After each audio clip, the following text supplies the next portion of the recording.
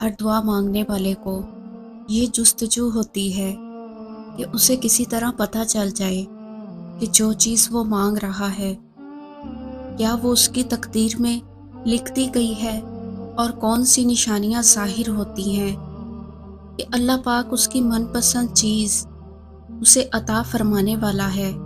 اللہ تعالیٰ جب بھی کسی کو اس کی پسندیدہ چیز عطا فرمانا چاہتا ہے تو پہلے کچھ نشانیاں اپنے معجزات کی صورت میں ضرور ظاہر فرماتا ہے کہ اس کی دعا قبول کر لی گئی ہے۔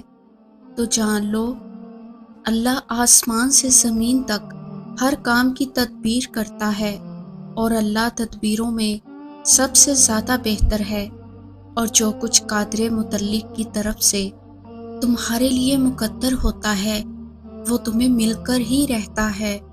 جانتے ہو جس طرح ایک چراغ دوسرے چراغ کو روشن کرتے ہوئے اپنی روشنی نہیں کھوتا، بالکل اسی طرح صرف اپنے رب کی رضا کے آگے جھکنا تمہیں تمہارا وہ پسندیدہ موتی عطا کرتا ہے جس کی تم تمنا رکھتے ہو۔ یاد رکھو جو چیز تمہارے رب نے تمہارے مقدر میں لکھی ہوتی ہے وہ ہر بند دروازہ توڑ کر تم تک پہنچ جاتی ہے، اور جو تمہارے نصیب میں نہیں ہوتی وہ بھی مل سکتی ہے اگر تم دوسروں کی دعا لینے والے ہو۔ اگر آج تم اپنی زندگی سے بہت مایوس اور پریشان ہو چکے ہو تو اس کا ایک بہترین حل ہے، کوئی ایسا شخص تلاش کرو جو تمہیں دعا دے۔ تم اس کی زندگی میں کچھ ایسا کر جاؤ کہ بس وہ تمہیں دیکھے اور دعا دے۔ اور جانتے ہو اگر مقدر کا لکھا ہی سب کچھ ہوتا تو اللہ تمہیں دعا کی توفیق کبھی نہ دیتا۔ تمہیں دعا کی توفیق ملنا اس بات کی نشانی ہے کہ اللہ تمہارا مقدر بدلنے والا ہے۔ اگر ایک پاؤں تدبیر سے اٹھتا ہے تو دوسرا پاؤں قسمت اٹھاتی ہے۔ اور جانتے ہو وہ کون لوگ ہیں جو اپنی قسمت میں اپنی من پسند چیزوں کو لکھوا لیتے ہیں؟ تو یاد رکھو کہ وہ لوگ جو مثبت سوچ کو پروان چڑھاتے ہیں اور برے سے برے حالات میں بھی اللہ کی رحمت کے امیدوار بنے رہتے ہیں، یہی وہ خوش قسمت لوگ ہیں جو اپنی قسمت میں اپنی من پسند چیزوں کو لکھوا لیتے ہیں۔ اللہ فرماتا ہے پھر وہ تم تک تمہاری پسندیدہ چیز مقررہ وقت پر لے آئے گا اور تم حیران رہ جاؤ گے۔ قرآن خود کہتا ہے تیرا نصیب تجھے مل کر رہے گا، چاہے دو پہاڑوں کے نیچے ہو۔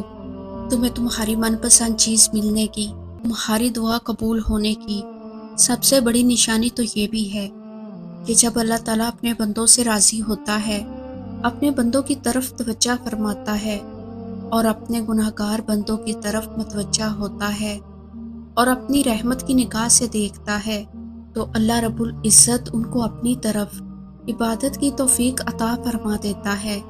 اللہ تعالیٰ جن بندوں سے محبت فرماتا ہے اور جن بندوں سے خوش ہوتا ہے، اور اللہ کی رحمت جن بندوں کی طرف متوجہ ہوتی ہے، تو اللہ ان لوگوں کو دعا کرنے کی توفیق عطا فرما دیتا ہے۔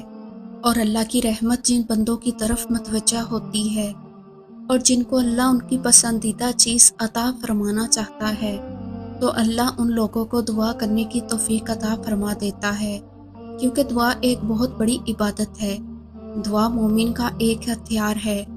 دعا سے تقدیر بدل جایا کرتی ہے، دعا سے زندگیاں بدل جایا کرتی ہیں، دعا سے زندگی کے حالات بدل جایا کرتے ہیں۔ دعا کے ذریعے اللہ انسانوں کے لیے بہترین فیصلے فرما دیتا ہے۔ دعا کے ذریعے سے اللہ تعالیٰ اسباب مہیا فرما دیتا ہے اور ایسے ذریعے عطا کر دیتا ہے کہ انسان کو احساس بھی نہیں ہوتا، اور اللہ ان کے لیے انتظام فرما دیتا ہے، اور ان کی وہ پسندیدہ چیز جسے وہ شدت سے پانا چاہتے ہیں ان کی دعا کی صورت میں قبول فرما کر ان کو عطا فرما دیتا ہے۔ تو جان رکھو اللہ جسے جب چاہے جو چاہے عطا فرما سکتا ہے۔ ایک بار حضرت زکریا جب حضرت مریم کو کافی دیر کے لیے اکیلا چھوڑ کر چلے گئے اور باہر سے کنڈی لگا دی کہ کوئی اندر نہ جا سکے، آتے ہوئے دیر ہو گئی اور خیال آیا کہ کھانے کو تو کچھ نہیں تھا۔ واپسی پر آ کر دیکھا کہ حضرت مریم کے پاس وہ پھل موجود تھے جن کا موسم ہی نہیں تھا۔ پوچھا مریم یہ پھل کہاں سے آئے ہیں؟ فرمایا اللہ کے ہاں سے آئے ہیں۔ حضرت زکریا صبر نہ کر سکے، بے چین ہو گئے اور دعا کے لیے ہاتھ اٹھا دیے کہ اے اللہ، جیسے تو بے موسمی پھل دے سکتا ہے ایسے مجھے بے موسمی اولاد دے دے۔ ہاں میں بوڑھا ہوں، اولاد والی عمر نہیں، مگر تو کیا نہیں کر سکتا۔ اتنے میں جبرائیل آئے اور کہا اللہ تمہیں یحییٰ کی بشارت دیتا ہے، اس سے صرف وہ مت مانگے جو ممکن لگتا ہے، وہ بھی مانگے جو آپ کو ناممکن لگتا ہے، کیونکہ کیا ہے جو وہ نہیں کر سکتا۔ اس سے بس مانگتے جائیں، اس کے خزانے بہت وسیع ہیں۔ جو رب حضرت زکریا کو عمر کے اس حصے میں اولاد کی نعمت عطا فرما سکتا ہے تو وہ آپ کو آپ کی پسندیدہ چیز کیوں نہیں عطا فرما سکتا۔ بے شک اس کے اختیار میں سب کچھ ہے، بس آپ کو سچے دل سے مانگنا آنا چاہیے، اور اللہ آپ کو دعا کی توفیق دیتا ہی تب ہے جب وہ آپ کو آپ کی پسندیدہ چیز عطا فرمانا چاہتا ہے۔ تمہارا پسندیدہ شخص ملنے کی، تمہاری من پسند چیز ملنے کی سب سے بڑی نشانی تو یہ بھی ہے اللہ رب العزت نصیب تب بدلتا ہے جب تم اس کے فیصلوں پر شکوہ نہیں کرتے، جب تم اس کی حکمتوں پر سوال نہیں اٹھاتے، جب تم اس کی مصلحتوں سے انکار نہیں کرتے۔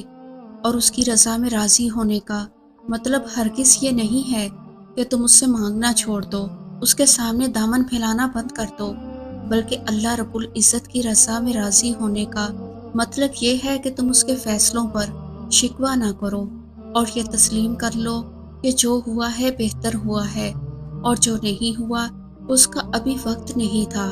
اور اس بات پر یقین رکھو کہ اس نے ہر کام کا ایک وقت مقرر کر رکھا ہے، اور وہ کبھی بھی تمہیں تکلیف میں مبتلا نہیں کرے گا۔